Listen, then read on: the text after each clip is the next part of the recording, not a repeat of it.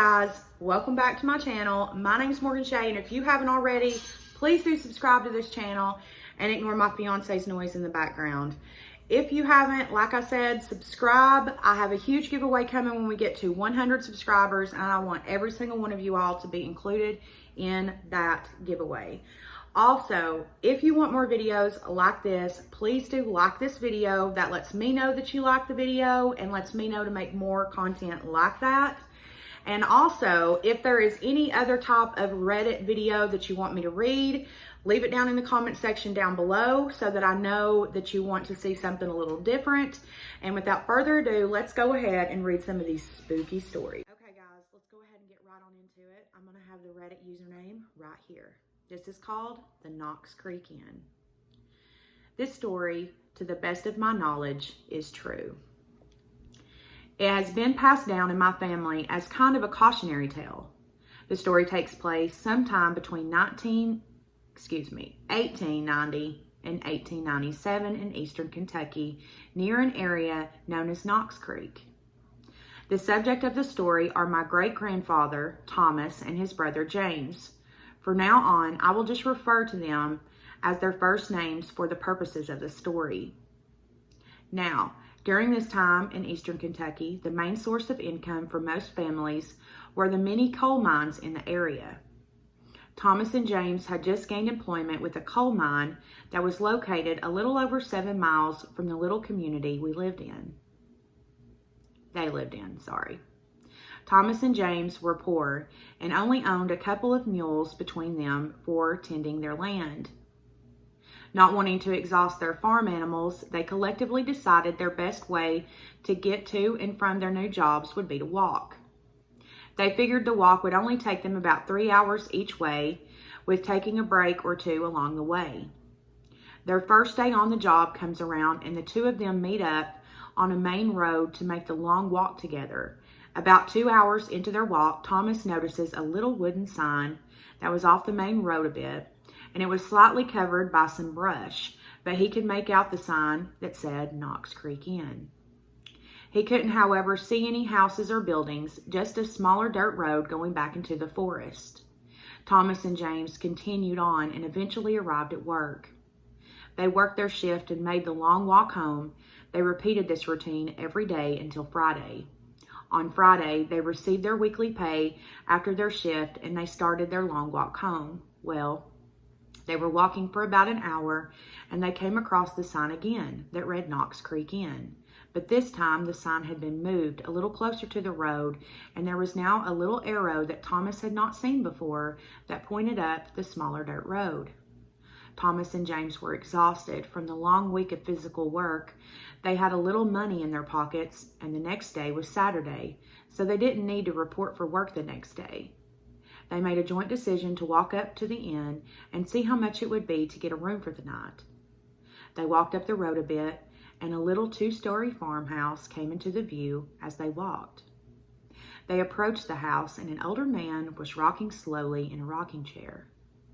The man was working vigorously on a small wooden figurine with a pocket knife. As they approached the porch, the man acknowledged them, but never looked up from his carving. The man just said, "You two hold on a minute." He then yelled towards the house for his wife. The wife popped her head out of the screen door and rushed Thomas and James into the house. They agreed upon a fair price for a night's stay and a couple meals. A little later that night, they ate supper with the older man and his wife.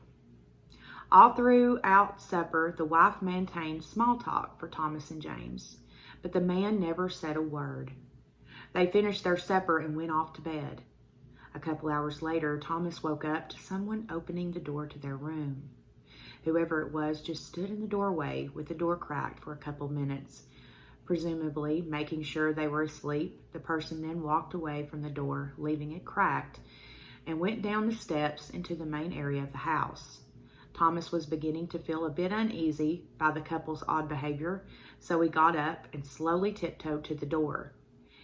He could make out the scraping sound and some low conversation coming from downstairs. Thomas decided to investigate what was going on, so he crept slowly into the hall and made his way to the top of the stairs. The scraping sounds and the conversation was getting more audible, but he couldn't quite make out what they were talking about because the couple were in the kitchen, which was a floor below and on the opposite side of the wall from where the stairs were. Thomas made his way slowly down the stairs, trying not to make a sound. At first, he couldn't make out what the scraping sound was, but as he got closer to the sound, it became more distinct. He got halfway down the stairs. At this point, he could clearly hear the couple's conversation. That's when it hit him. The scraping sound was no longer a mystery. His heart dropped. It was hard for him to swallow, and the hair stood up on the back of his neck. The sound was the man sitting in the kitchen table sharpening a knife. But this isn't what made his hair stand up.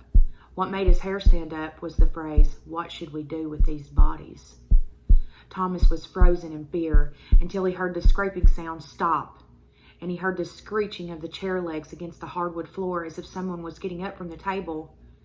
Thomas moved as fast as he could without making a sound back to his room and promptly woke up James. The two jumped up from upstairs window and took off running into the night towards home. They finally arrived home, but couldn't sleep despite their high level of exhaustion. In the morning, they were able to get in touch with the local sheriff. The sheriff went to the couple's house and questioned them, but they denied everything. And the sheriff sided with them, just kind of blowing off the two brothers, believing the two men were making up the tall tales for attention. Now 13 years passed, and the old man had long since passed away, and the woman was found dead in her kitchen. The man and woman had no children, so the property was reclaimed by the county. The county promptly put the property up for sale, and it was quickly sold. The new owners quickly made a startling discovery in the root cellar. For those of you that don't know what root cellar is, it is a small cellar that is dug into the ground, usually under a house. It is usually used to preserve potatoes. Anyway, they found 13 mummified corpses stuffed into the cellar. The local paper reported on the story, noting that the sheriff had found many more potential burial sites located all across the property. And that is the story of the Knox Creek Inn. Again, I will have the Reddit user's username going right across the screen, and this is Rules of Wintertown. Welcome to Wintertown. There are a few rules you need to know if you're planning on staying in our cold and isolated little town. Rule number 1, stay indoors from sunset to sunrise. A heavy snowstorm hits the town starting from sunset and ends just minutes before sunrise. We don't know why the blizzard doesn't bury our houses, but for some reason, the snow stays at the same level every day. 2, don't go up in the mountains. In our town, we have stories of Yeti sightings, and we also have a few mangled corpses to back it up. Number 3, no one builds a snowman in our town. They are less friendly over here. If you see one asleep, do us all a favor and aim for the head. It's awake. Run. Number 4, don't trust anyone without hair. The clearest indicator between who's human and who's pretending to be one is body hair. Number 5, only slaughter an animal during daytime and cook the meat before night falls. You don't want to know what will come to the smell of that blood. Avoid cannibals. If you wandered through the forest near the town, you might have come across one. They don't wear clothes, and they have a lot of body hair to protect them from the cold.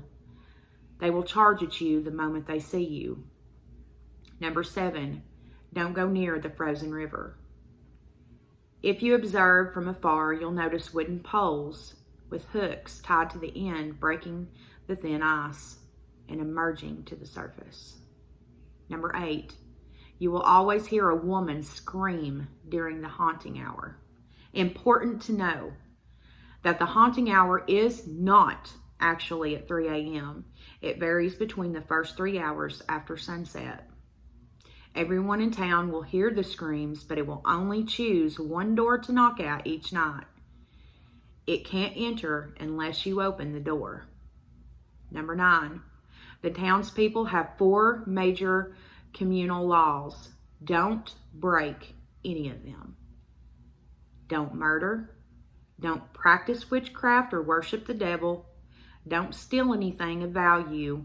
And don't fornicate. If you break any of these laws, you will be tied to a tree outside for the night and cut made into your abdomen to let you bleed. Thus will be your execution. And this one has some really interesting comments. So if you do come across that one, read the comments, you guys, because it has me LOLing for real. Trailer park. I decided that vacation was what I needed. So I got my brand new trailer, and it would be my first time doing a vacation in it.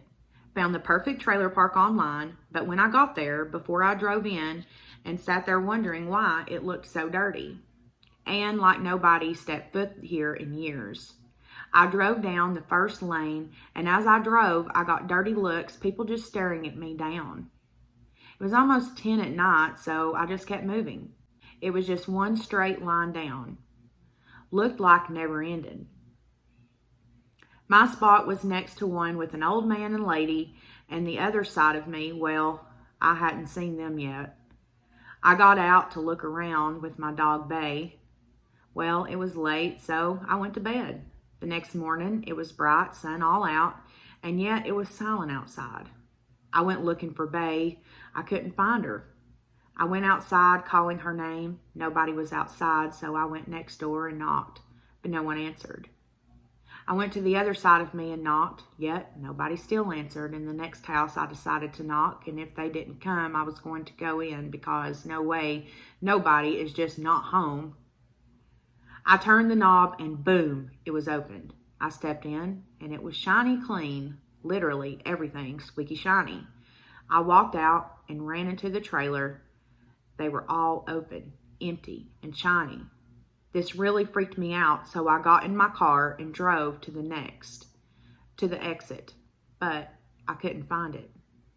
It was just trailer after trailer after trailer. Hey guys, so I hope you enjoyed this Reddit read video. If there's any type of topic that you want me to read about, be sure to leave it down in the comments below. I would be happy to.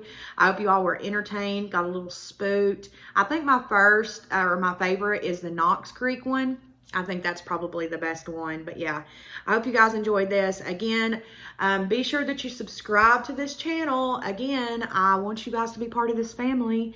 And this video's YouTuber shout out goes to Lilac Glow once again. She has been so supportive of me, and I really wanted to shout her out again, just because she's just been really supportive. She's mentioned my channel, and I love her so much. So be sure to go subscribe to her channel. The link to her channel will be down below, or you can click up in the cards and her channel will also be linked there as well. And until next time, guys, I love you guys so much. Thank you all for sticking around to the end of this. I hope this entertained you all, and I love you guys so much. Bye, guys.